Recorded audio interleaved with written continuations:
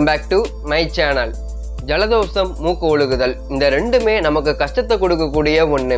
அதுவும் மழை மற்றும் குளிர்காலங்களில் ஏற்பட்டுச்சுன்னா நம்ம காலையில் எந்திரிச்சதும் குறைஞ்சது 10 முறையாவது தும்மிடுவோம். பனிக்காலம் துவங்கினதுனால எல்லாருக்குமே சளி, இருமல், ஜலதோஷம், வலின்னு போன்ற பல பிரச்சனைகளுக்கு ஆளாகிட்டு இருக்காங்க. குளிர்காலத்திலிருந்து வெயில் காலத்திற்கு மாறும்போது ஜலதோஷம் வருவது இப்போது சகஜமான சூழ்நிலையா ஆயிருச்சு. நமக்கு ஜலதோஷம் வந்துருச்சுன்னா வெயில சென்று வேலை பார்க்கறதும், வெயில சென்று வேலை பார்க்கறதும், ஏசியில வேலை பார்க்கறதுக்குமே ரொம்பவே கஷ்டமாயிரும். நம்ம வீடுகளில் இருக்கிற சின்ன சின்ன பொருட்களை வச்சு இருமல், ஜலதோஷத்துக்கு நீங்களே மருந்து தயாரிக்கலாம். அதை எப்படிங்கிறத வாங்க இந்த வீடியோல பார்க்கலாம். ஒரு சின்ன அனௌன்ஸ்மெண்ட், நம்ம சேனல்ல ஒரு கிவ்அவே ரன் பண்ணலான் இருக்கோம். அது என்ன கிவ்அவேன்னு பார்த்தீங்கன்னா, நம்ம சேனல் 25,000 சப்ஸ்கிரைபர் ரீச் பண்ண பிறகு உங்களில் ஒருத்தருக்கு சாம்சங் A30s மொபைலை கிஃப்டாக கொடுக்கலான் இருக்கேன். அதுக்கு நீங்கள் பண்ண வேண்டியது 2 விஷயம்தான். நம்ம சேனலை இன்னும் சப்ஸ்கிரைப் பண்ணாட்டி சப்ஸ்கிரைப் பண்ணிக்கோங்க. கமெண்ட் செக்ஷனில் ஹாய் ப்ரோன்னு கமெண்ட் பண்ணுங்க. நம்ம 25,000 சப்ஸ்கிரைபர் ரீச் பண்ண பிறகு உங்களில் ஒருத்தரை ரேண்டமாக செலக்ட் பண்ணி அவங்க வீட்டுக்கு கொரியரில் மொபைலை அனுப்பி வைக்கப்படும்.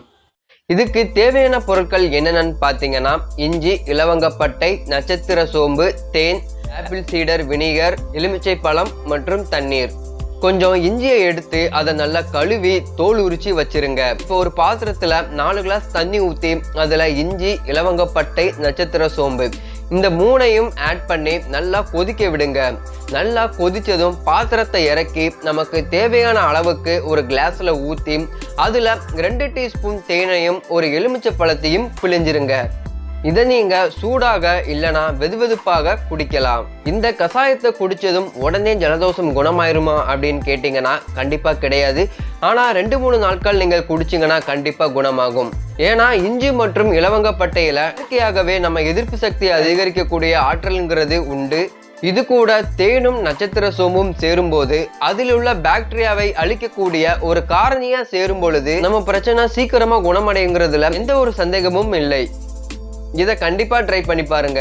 இந்த வீடியோ உங்களுக்கு ரொம்பவே யூஸ்ஃபுல்லா இருந்திருக்கும் நினைக்கிறேன். நன்றி. இந்த வீடியோ பிடிச்சிருந்துச்சுன்னா லைக் பண்ணுங்க, ஷேர் பண்ணுங்க, கமெண்ட் பண்ணுங்க. நீங்கள் இன்னும் நம்ம பியூட்டி டிப்ஸ் சேனலை சப்ஸ்கிரைப் பண்ணாட்டி சப்ஸ்கிரைப் பண்ணிவிட்டு பக்கத்தில் உள்ள பெல் ஐக்கானை கிளிக் பண்ணுங்கள். அப்போ தான் நான் போடுற வீடியோ எல்லாமே உங்களுக்கு உடனுக்குடனே நோட்டிஃபிகேஷனில் வந்து சேரும்.